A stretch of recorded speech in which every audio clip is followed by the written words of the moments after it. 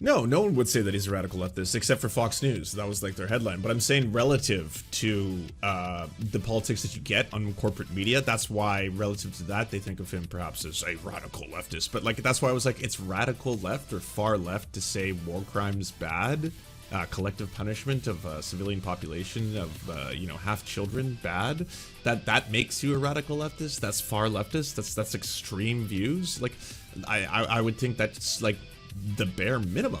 That aren't we just supposed to all agree upon that?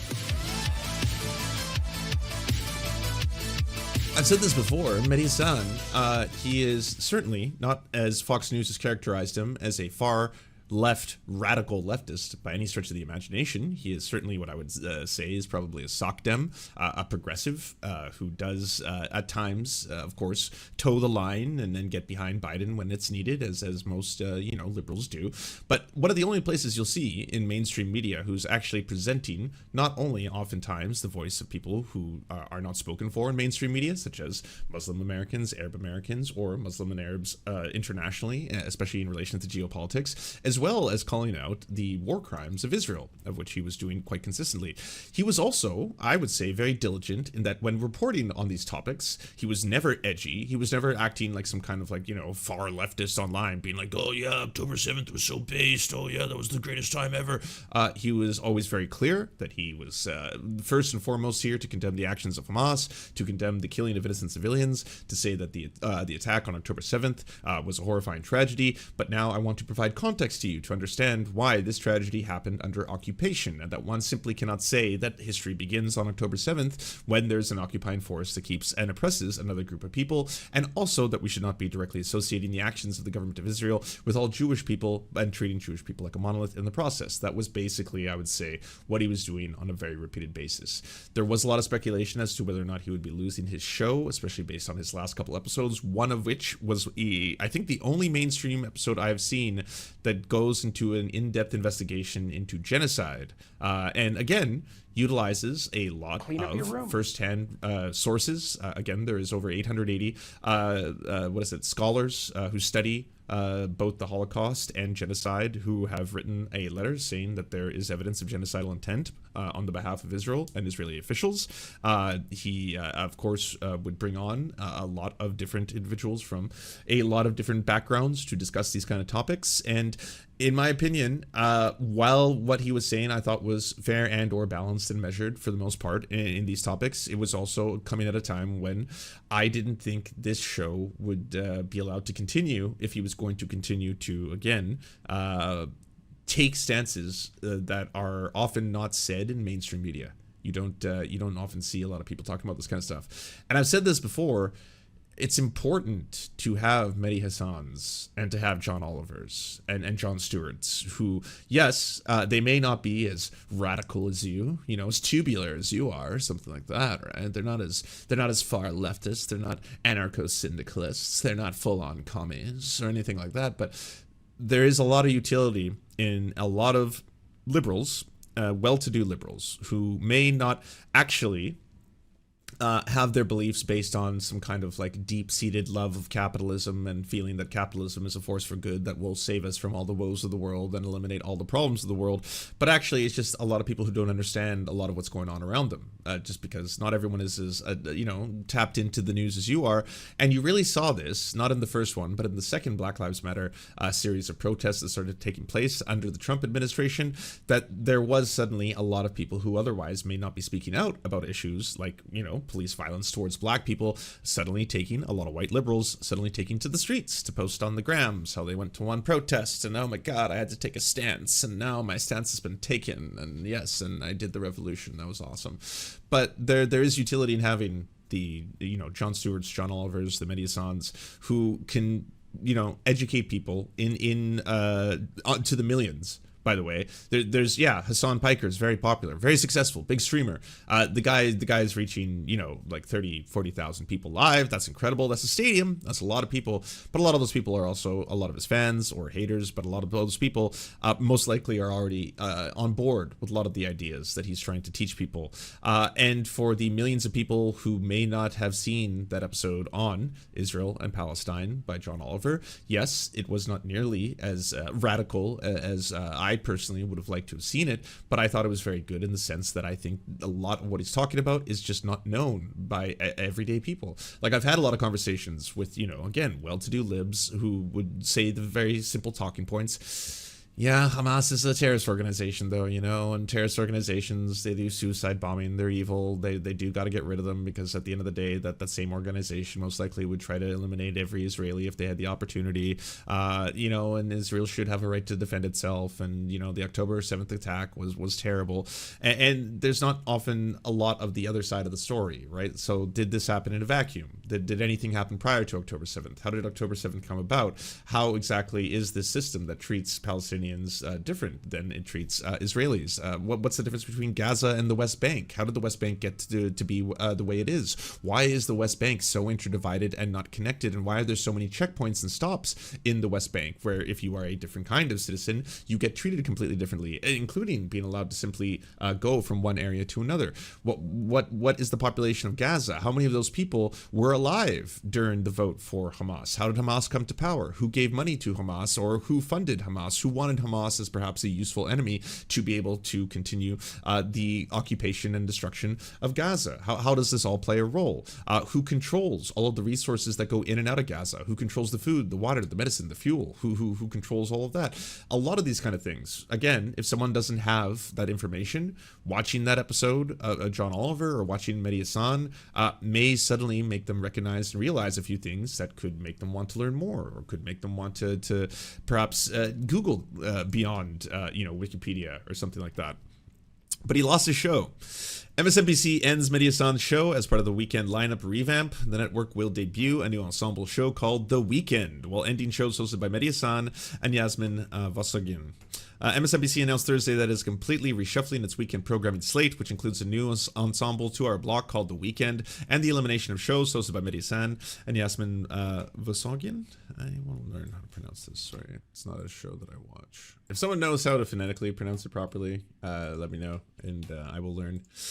The Weekend, which will be hosted by Alicia Menendez, Simone Sanders Townsend, and Michael Steele, will debut on January 13th. This weekend program, currently hosted by Menendez and Sanders, will go away. Sanders, who joined MSNBC in 2022 after serving with Vice President Kamala Harris as Chief Pilgrim, hosted the weekend show. Simone, that was a great show on MSNBC and NBC streaming platform Peacock. Menendez, who joined the network in 2019, anchored American Voices with Alicia Menendez on Saturday. Steele, the former chairman of the Republican National Committee, has been in MSNBC since 2011, and political analysis has been tapped for a fill-in host during his tenure at the network. The Weekend will be executively produced by Kyle Griffin. The Weekend will provide blah, blah, blah. Elsewhere on the weekends, network president Rashida Jones informed staff to a memo on Thursday that shows the shows hosted by Mehdi Hasan and anchor Yasmin Vassagin will be canceled. Hasan will remain with the network as a political analysis and Gil-in host, while Vassagin will continue her role as a national reporter. Ayman, hosted by Ayman Moledin, will take over on Sunday evening. Hour left of the Mehdi Hasan show expands to 2 hours. Millions show will run for 2 hours on Saturday nights.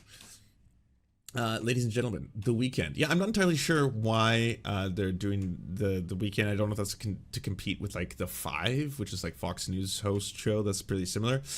Hasan has come under fire recently for his coverage of the Gaza war, specifically from his conservative critics angry over his pro-Palestinian stance. Last month, Semaphore reported that Hasan was one of the 3 Muslim broadcasters who had been quietly pulled from the anchor's desk following the October 7th Hamas terror attack. A network official vehemently denied Semaphore's reporting that Hasan and others had been sidelined. The same criticism Hasan had received over the Israel-Hamas coverage from media rivals, however, has followed fellow Muslim American colleagues Velshi and Moiladin, who have remained with their shows even though their roles have expanded.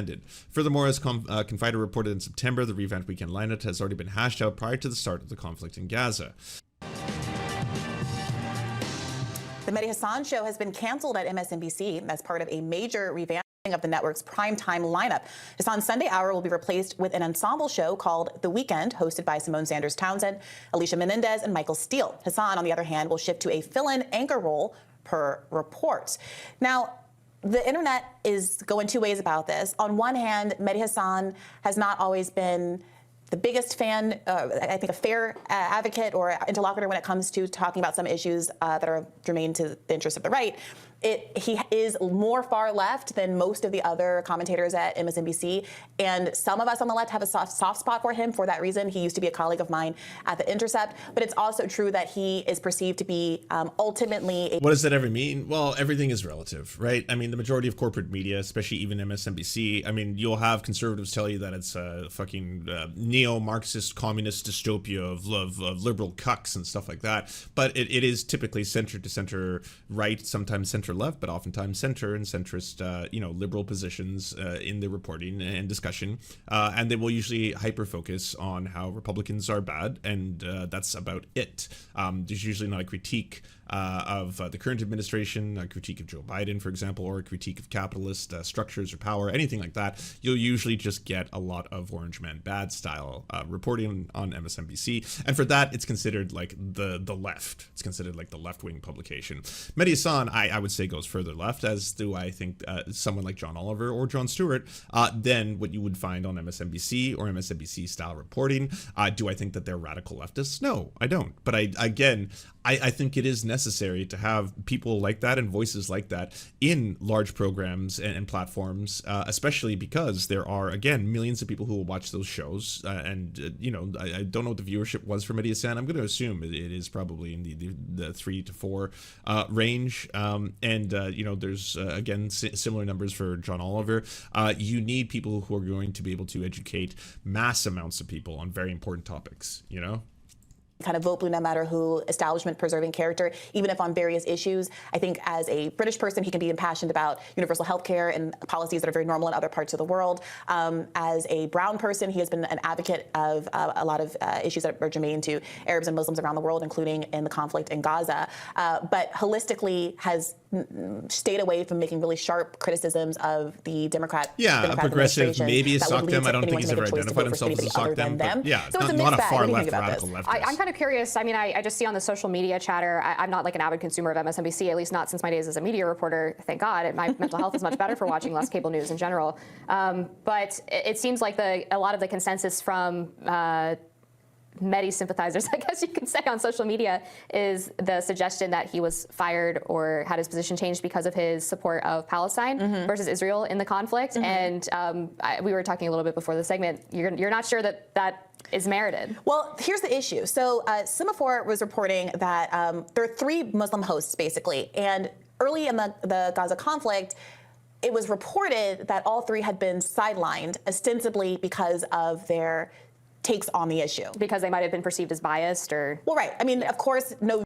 Well, I mean, even if it turns out that was just 100% a coincidence and that there was actually no internal discussion about it, it still is rather sus, to specifically take your 3 Muslim hosts, especially during a conflict that involves a lot of, very difficult discussions, both involving Muslims, Jewish people, stuff like that, and have them temporarily sidelined for a small period of time. Even if there wasn't any internal reason for that, it's still, no matter what, that still is a really fucking weird ass look.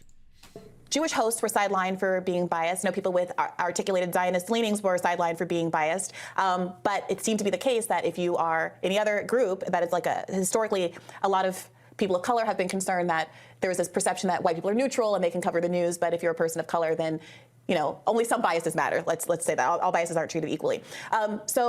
And that part is true as well. You do see that happening to a lot of reporters and journalists of color, both in the United States and Canada as well.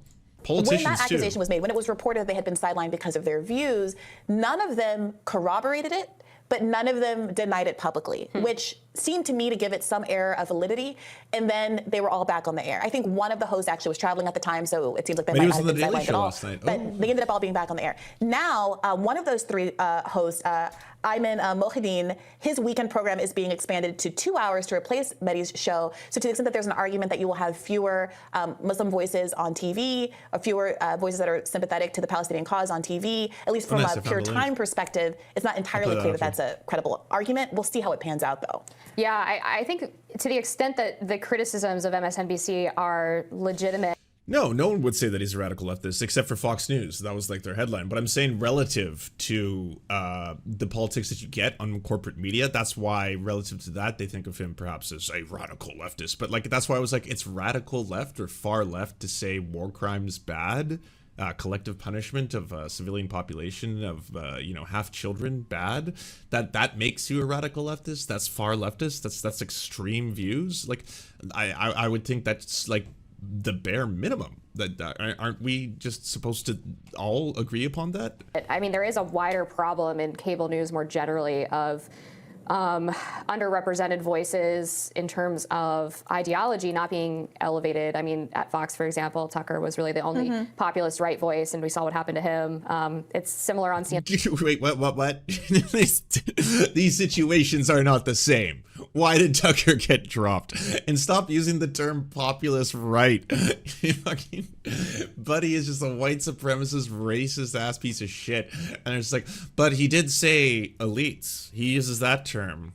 You know, you lefties, you probably should talk to Tucker Carlson more. He's one of you, isn't he? He talks about the elites controlling things, you know? I was like, I think he's talking about Jewish people. I think he's just being anti-Semitic. I'm not entirely sure. He changes who he hates at any given time, but the guy's a white supremacist. There's no question about that. And he does not care about actual structures of power. Are you fucking kidding me? Donald Trump, when he was in power, he gave one of the largest tax breaks. That was one of the only like crowning achievements that he actually was capable of passing through legislation. Gave a huge tax break to corporations. Was there segment after segment on Tucker Carlson about how this guy is helping the elites or anything like that? No. He was talking about racist trees when that happened. He was talking about how, oh, there are certain trees you can't have on the golf course anymore because the woke cucks are trying to make you think that trees are racist now. That's what he does. He cares about culture wars. He hates trans people. He hates gay people. He hates queer people. He might be against, say, war in Ukraine. He's like, oh, I don't want to support that particular battle. But the guy would love to go to war with China. He'll have people on and guests who sit there and it's like, we should sit on the throne of Chinese skulls. He's like,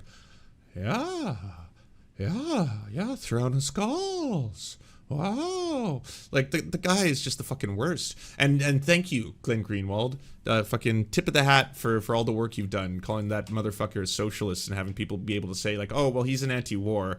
He's pretty anti-war. Have you seen how anti-war that guy is? And MSNBC, where you only really have establishment figures from both sides of the political spectrum. Like CNN will claim that they have these very diverse panels ideologically, and they have, like 10 former spooks and then one like token Republican strategist who is like very vocally never Trump. Yeah, and so, they love a rhino. Yeah, I mean, or they like try to reform former Republicans because like liberal wine moms love the former Republicans. Case in point, this new show that they're replacing Mehdi with Michael Steele. Right. So this look at the lineup here. You have Simone Sanders, who used to work for Bernie Sanders in 2016 in my position as national press secretary, flew the coop and went to work for the Joe Biden campaign, antithetical to everything that Bernie stood for, and perhaps in reward for that, got this position on these positions that she's been having on these MSNBC shows. So you have a never Bernie person, you have a reformed Trump person, and Michael Steele, the best kind of reform, or the reformed Republican. Trump, yeah. Reformed Republican. He was always anti-Trump. Trump, and never Trumper, yeah. right? In the form of Michael Steele, and then I guess you have the third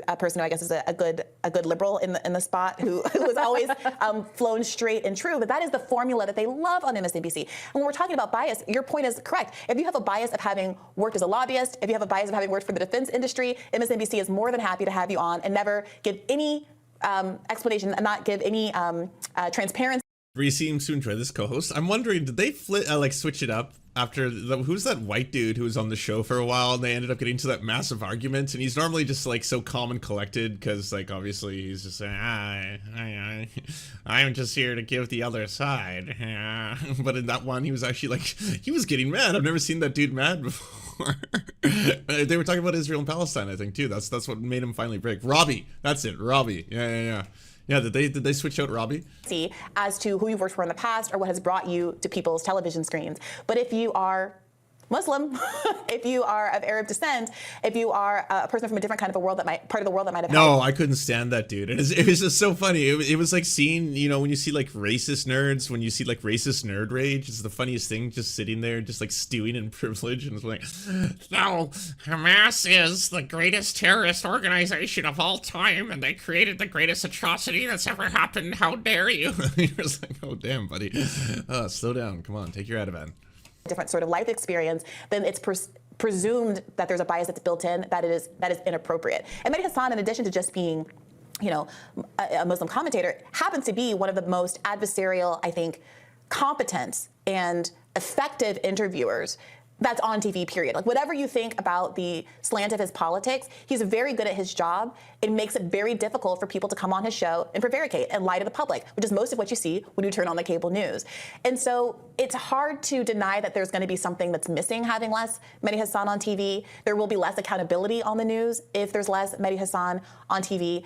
But I'm not entirely, I think it bears reporting out whether or not this is really about trying to silence a unique voice on the platform, or whether this is about ratings. Apparently, Semaphore also reported that his ratings have never been especially high, despite his... I was just about to give Bree like a whole bunch of props. I was like, wow, I agree with all of these talking points. Bree's actually reporting on this very well. But then there's other stories where, like, you know, usually Bree and Robbie, when Robbie's the co-host, they'll talk about like how Russell Brand could be an example of media. But they did like 6 shows on that, on how Russell Brand may be being silenced, blah, blah, blah. And we're just asking questions. We're not taking a stance clearly on this one, but we are going to say that this is unusual, that he came at a time when he was starting to make a lot of, you know, a lot of call-outs about establishment and stuff like this. And it's like, the guy was parroting Grey Zone and Jimmy Dore. I know that because he would have on Jimmy Dore or show Grey Zone articles on his show. There's nothing you can't get from other corners of the internet. It's nothing unique that all of a sudden would demand there be this massive conspiracy that goes back all the way to a fucking, like, a 16-year-old, which he has not denied having sex with, by the way, but it's legal in the UK, so that's okay.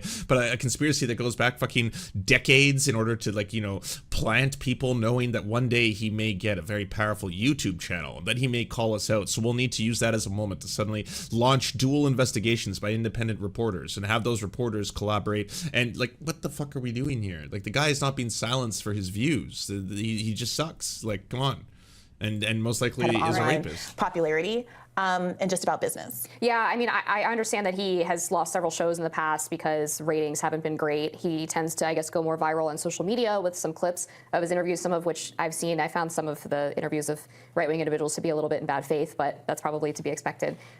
So, I mean, if you're on cable news and you can't draw advertisers because your ratings are low, I mean, that's a death knell for anybody. It doesn't matter what your politics are. That being said, I think just generally, my kind of view on cable news is like, I'd rather, even if I vehemently disagree with someone or I find them to be in bad faith, I'd almost rather them be on the air than just your typical, like, establishment lib and conservative lineup that we see on these networks repeatedly. Because, I mean, you can watch 3 hours of MSNBC, 3 hours of Fox News, and after a point it all starts to just repeat itself and sound exactly the same. And it's too bad, because there's still a significant swath of the American population that watches these shows on a very regular basis, and it really can be an echo chamber on these platforms. Well, look, Mehdi Hasan, if you believe that you were in fact fired because of your viewpoint, because of your ideology, I hope that you will feel like there's a platform for you to explain that, talk about it. I think that you should be vindicated if you believe that's the case. I do think that if he remains silent, there's a way that he's tacitly endorsing whatever decisions MSNBC has made. Of course, the door is always open to you here to talk about what happened. Stick around. We'll have more Rising for you right after. All right, I do want to play Mehdi Hasan's Henry Kissinger to lead into that story, but I also want to see his little appearance on The Daily Show. A lot of people misunderstand what's happening in Qatar, in Doha, right? The negotiations that happen, a lot of Republicans have been like, look at Qatar, they're not really an ally, they're hosting Hamas. The Qataris are like, hold on, you told us to host Hamas and the Taliban, so we could be the intermediary for you to... I had someone drop in my chat the other day who was going off about that. Why won't any of you call out the government of Qatar? And I was like, call them out for what? For basically, you know, trying to, like, destroy everything. I was like, they were called upon to be a mediator in this. That was asked of them. Negotiate with these groups, just like we used to negotiate with the Taliban. Trump did it. And now we're having these hostage negotiations to try and get all those poor hostages out. And hostage taking is a clear war crime, and we want to get those hostages out. Look. The reality is, I'm old school. You know, I don't think there are military solutions to political problems. I'm someone who covered Afghanistan for 20 years, where we went in with righteous rage, having been the victims of a horrific crime. We didn't think about what's going to happen the day after. We didn't think about what's the long-term plan. We didn't think, are the people going to welcome us? 20 years later, we left with our tail between our legs, loads of people dead, and the Taliban still run Afghanistan.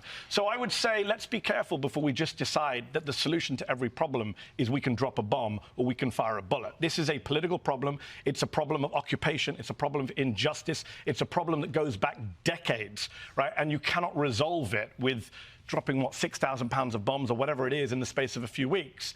And look, I just want to say one important point on this. People, in times like this, we get into our teams, we take our sides, everyone's in a polarized moment, arguing. At a time like this, the number one bias we should have is not political or religious, it should be humanitarian. It should be human. Yeah, that was good. I stand by. I think a loss of Mehdi Hasan is going to be a big loss for having an alternative to the otherwise mainstream corporate media narrative that you see all the time when it comes to covering these topics. Do you enjoy the Serfs but prefer not to have to use your eyeballs? Many are saying this. Well, we've got the solution for you. It's the Serf Times in podcast form, available on most major podcasting networks now. If you enjoy it, please consider leaving a good review and feedback because it really helps the show out, apparently, and it's free, just like the podcast. Thank you so much for watching, everybody. This show is produced by amazing people like you, and if you want to help us out, please consider donating over at patreon.com/theserfs.